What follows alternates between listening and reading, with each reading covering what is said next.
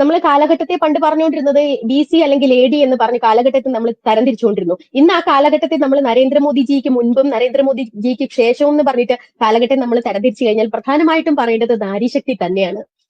അതായത് നമുക്ക് നേരത്തെ പിന്നോക്കം നിന്നിരുന്ന ഒരുപറ്റം സ്ത്രീകൾ ഈ ഒരു 11 വർഷത്തെ കാലയളവ് നമ്മൾ പഠിച്ചു കഴിഞ്ഞാൽ മനസ്സിലാവും വളരെ ആർജവത്തോടും വളരെ തന്റേടത്തോടും കൂടി സമൂഹത്തിന് മുന്നിൽ വന്ന് കാര്യങ്ങൾ ചെയ്യുന്നുണ്ട്. ആ നാരീശക്തി തന്നെ എടുത്തു പറയേണ്ട ഒരു കാര്യമാണ്.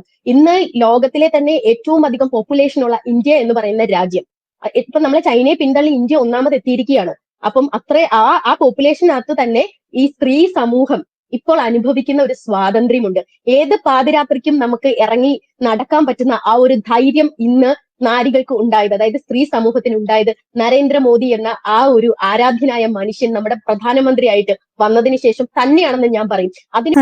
എന്റെ പൊന്നെ നാരി ചേച്ചി, സോറി അങ്ങനെയല്ല കേട്ടോ, നാരി ശക്തിനെ പറ്റി ചേച്ചി ആർത്തിരമ്പുമ്പം ചേച്ചി 5 വർഷമായിട്ട് ഇവിടെയാണ് കേട്ടോ, ഇസ്രായേലിലാണ്.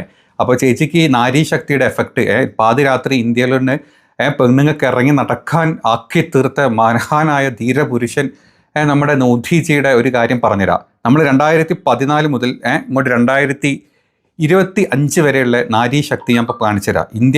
ഇന്ത്യ വേൾഡ് ഇൻഡസ്ട്രിയിൽ വുമൺ സേഫ്റ്റിയിൽ പ്രത്യേകിച്ച് നൈറ്റിലും മറ്റ് പല സ്ഥലങ്ങളും പല രീതിയിലും ഓഫീസുകളിലും അവിടുന്നും ഇവിടുന്നുമായിട്ട് വുമൺ സേഫ്റ്റിയുടെ ഇന്ത്യയുടെ സ്ഥാനം എന്ന് പറയുന്നത് 131ാമത്തെ സ്ഥാനം, 128ാമത്തെ സ്ഥാനം. അതായത് 177 രാജ്യങ്ങളായിട്ടാണ് ഇതിൻ്റെ ഇൻഡസ്ട്രിയിലുള്ളത്. അതിൻ്റെ സ്ഥാനത്ത് ഇന്ത്യ 128ാമത്തതാണ്.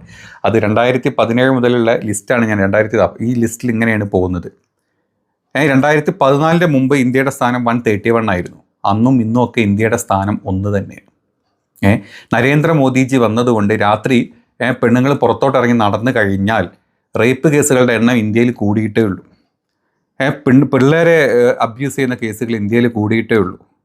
പെണ്ണുങ്ങളെ ഏത് രീതിയിലും എവിടെ നിന്നൊക്കെ എന്തൊക്കെ രീതിയിൽ സേഫ്റ്റി ഇല്ലാത്ത രീതിയിൽ ഇന്ത്യനെ ആക്കിയിട്ടുണ്ടെങ്കിൽ ഇതാണ് ഇൻഡസ് ചേച്ചി. നമ്മൾ താടിജീനോടുള്ള ഇത് മൂത്തിട്ടെ, ആരാധന മൂത്തിട്ട് സ്ഥിതിഗതികൾ വിവരം എന്താണെന്ന് അറിയാണ്ട് വെറുതെ വിഡ്ഢിത്തരങ്ങൾ വിളിച്ച് പറയാണ്ടിരിക്കും. ഇത് ഇന്ത്യയിലുള്ള നമുക്ക് തന്നെ പറ്റി അറിയാം. ഇസ്രായേലിൽ ചേച്ചി ഇരുന്ന് കുരയ്ക്കുമ്പോൾ ചേച്ചിക്ക് ഇവിടെ ഇന്ത്യയിൽ നടക്കുന്ന കാര്യം എന്താണെന്ന് അറിയില്ല. അറ്റ്ലീസ്റ്റ് ഒരു ബുക്ക് അല്ലെങ്കിൽ സ്വന്തം കയ്യിൽ ChatGPT ആയിട്ടുണ്ട്, അതല്ലെങ്കിൽ ഗൂഗിളായിട്ടില്ലേ, ഒന്ന് സെർച്ച് ചെയ്തൂടെ നാരീ ശക്തി അല്ലെങ്കിൽ നട്ടപ്പാതിരക്ക് ഇന്ത്യ എത്രത്തോളം സേഫാന്നുള്ളതിൻ്റെ കണക്ക്. ഇന്ത്യനേക്കാൾ മുമ്പിലാണ് സകല രാജ്യങ്ങളും. ആകെ കുറഞ്ഞ് പിന്നോക്കാവസ്ഥയിലിരിക്കുന്ന വളരെ തുച്ഛമായിട്ടുള്ള രാജ്യങ്ങൾ വെറും 19 രാജ്യങ്ങളാണ് ഇന്ത്യക്ക് പിന്നിലുള്ളത്.